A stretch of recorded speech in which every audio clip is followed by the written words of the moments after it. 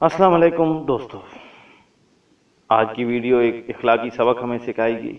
बशीर चरसी तबलीग करने वालों के हाथ लग गया। तबलीगी जमात वालों ने चर्च छुड़वाकर उसे सही रास्ते पर लगा दिया।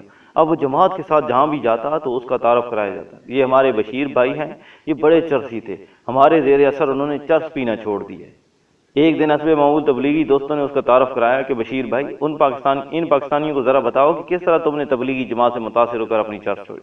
बस फिर बशीर रोते हुए बोला, अल्हम्दुलिल्लाह अल्लाह पाक ने मेरा बहुत पर्दा रखा था, लेकिन अचानक मुझे ये तबलीगी भाई मिल गए।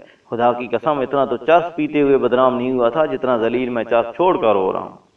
तो इसका अखलाकी सबक दोस्तों यह है कि इब्लीस का रवैया भी ये था कि उसे अपने इल्म पे बहुत गरूर था और वो अपनी गलती पर शर्मिंदा नहीं होता था, जबकि हमारा रवैया भी यही है कि हम शर्मिंदा होने वालों को ऐसा जलील करते हैं कि वो इब्लीस बन जाते हैं। क्योंकि हमारी सोसाइटी में तो इतना तो किसी गुनाहगार शख्स को भी अंडर एस्टिमेट नहीं किया जाता जितना गुनाह छोड़कर नेकी के रास्ते पर आने वालों को बार बार उसके साबिक़ा गुनाहों का एहसास दिलाकर किया जाता है, जिससे वो बंदा यहाँ तक सोचने पे मजबूर हो जाता है कि ये नेक पासा लोग मुझे शराफत की ज़िंदगी कहाँ जीने देंगे, तो मैं तो फिर पहले वाला ही ठीक था।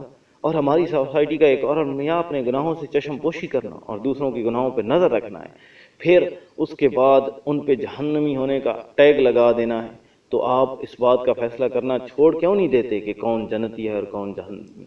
अल्लाह खुदा ने अपने फैसलों में आपकी राय तलबी कब की है, और हर शख्स भले अच्छा ना हो लेकिन उसमें कुछ अच्छाई ज़रूर होती है। किसी के मामले में काजी बनने, फतवा जारी करने और नफरतें पैदा करने से गुरेज करें, क्योंकि हर गुनाहगार का मुस्तकबिल है। तभी तो अल्लाह ने तौबा का दरवाज़ा मरते दम तक अपने बंदों के लिए खुला रखा है। हो सकता है कि आज का गुनाहगार तौबा करके कल का वली बन जाए, जबकि कोई नेक बारसा इंसान इब्लीस के नक्शे कदम पर चलकर अपने नेक अमाल के ज़ोम में गरूर और तकब्बुर में मुब्तला होकर अपने सारे अमाल ज़ाया करके जहन्नम का हकदार ठहरे। तो दोस्तों, इस बारे ज़रूर सोचना है। वस्सलाम।